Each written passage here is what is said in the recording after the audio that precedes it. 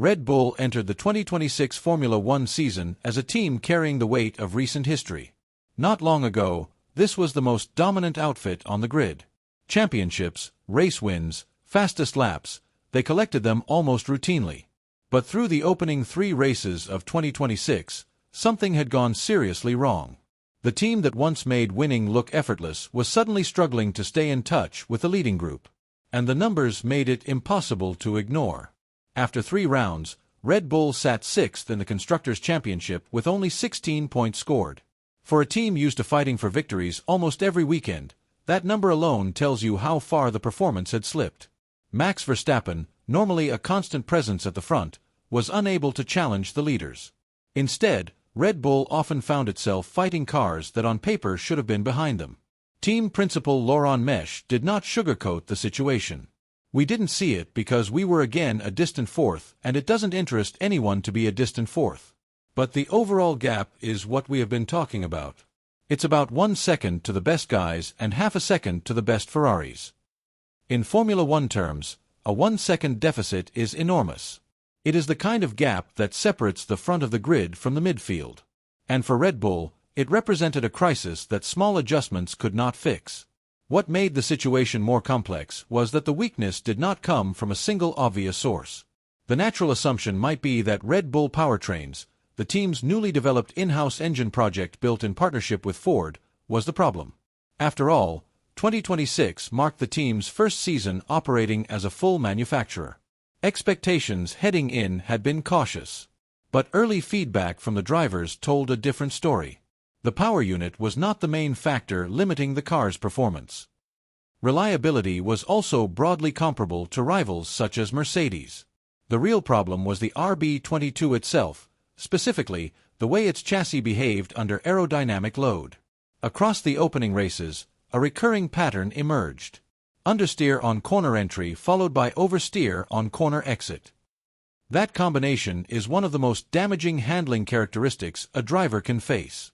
It forces constant corrections, compromises corner speed, and makes it nearly impossible to build consistent lap time. Even Verstappen, famous for his ability to manage unstable cars, was forced to adapt his driving style, and when that happens, lap time inevitably suffers. The team's own analysis confirmed what the drivers were feeling. The RB22 was generating downforce, but not in a way the suspension and chassis could consistently manage. The car's aerodynamic map was unstable across different corner speeds and track conditions. As Mesh explained, there's a layer where in certain cornering speed and cornering conditions we lose some performance compared to what our package is supposed to give us. That statement is critical. It means the car's theoretical performance, what the simulations predicted, was higher than what the drivers could actually extract on track. When simulation predictions stop matching real-world results, the only path forward is a deep investigation. And Red Bull received an unexpected opportunity to do exactly that. The cancellation of 2 races in the Middle East gave the team several weeks away from racing. Engineers returned to Milton Keynes for what Mesh described as a comprehensive data forensic exercise. "We need the time to deep dive into our data. We need the time to simulate back what we see in the data, into the tunnel, into our simulator, try some sensitivities, and all of that we can do without racing." This is the standard Formula One recovery process. Real-world track data feeds back into simulator and wind tunnel models. Engineers test how the car responds to aerodynamic and mechanical changes. The goal is to restore correlation, making the design tools reflect reality again. Once that alignment returns, development can accelerate. But during this investigation, a second significant problem surfaced. Estimates indicated the RB22 was running approximately 10 kilograms above the minimum weight limit. In Formula One, every additional kilogram costs lap time, disrupts weight distribution, and reduces the team's ability to optimize tire performance. It also limits how effectively the car can deploy its energy recovery system. This is not one isolated problem, it is a compounding deficit. Excess weight combined with aerodynamic inconsistency meant the car was being held back on multiple fronts simultaneously. Red Bull's response was not a minor patch. The upgrade package being prepared for Miami was described internally as one of the biggest development pushes of the entire season. It targets 3 specific areas. First, aerodynamic stabilization, redesigning components to deliver a wider operating window and more consistent load across different cornering conditions. Second, chassis-aero interaction, directly addressing the understeer and oversteer behavior that had been costing Verstappen and his teammates so much time through the opening rounds. Third, weight reduction, introducing revised components that appear visually similar to existing parts but are engineered to be significantly lighter. That third pillar carries multiple benefits at once. Reducing weight improves acceleration, gives engineers greater flexibility in positioning ballast inside the car, and increases the efficiency of the energy deployment system. None of these gains are dramatic on their own, but combined, they address several of the compounding problems identified during the factory investigation. Despite the scale of the package, the team itself was measured in its expectations. Mesh stated plainly, "I don't think we should expect miracles about the amplitude of closing the gap because the gap is substantial." The realistic goal for Miami was not a podium or a race win. It was something more fundamental. But certainly what we would like to see is to have a car where our drivers can push again.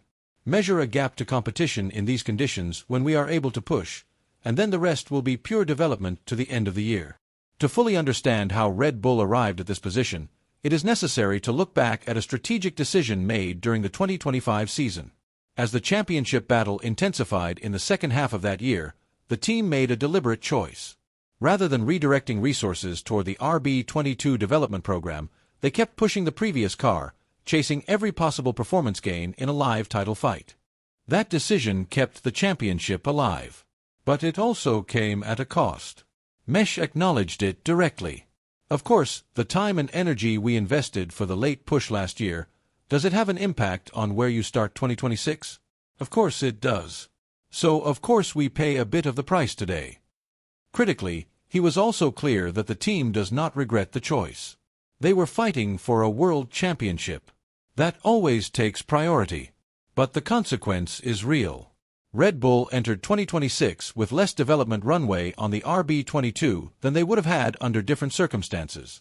The platform had less time to mature before hitting the track, which partially explains why the correlation problems and weight issues were not caught and resolved earlier in the design process. This is not the first time Red Bull has faced a difficult start and needed to rebuild. The organization at Milton Keynes has a documented history of identifying weaknesses and responding with aggressive development. Their factory infrastructure, wind tunnel capacity, and engineering depth give them tools that most teams simply do not have access to. The Miami upgrade does not guarantee a return to the front, but it represents the first concrete step in what the team hopes will be a sustained recovery. If the package moves the car in the right direction, if the balance becomes more consistent, if Verstappen can push without constant corrections, if the gap to Mercedes, Ferrari, and McLaren begins to close, then development will accelerate quickly. We are not happy with the starting point, but we think we will get through these difficulties. Miami is not a race Red Bull expects to win. It is a race they need to use. The data collected over that weekend will either confirm that the investigation at Milton Keynes identified the right problems and produced the right solutions, or it will reveal that the challenge is deeper than even their own engineers currently believe. That distinction will define the rest of Red Bull's 2026 season.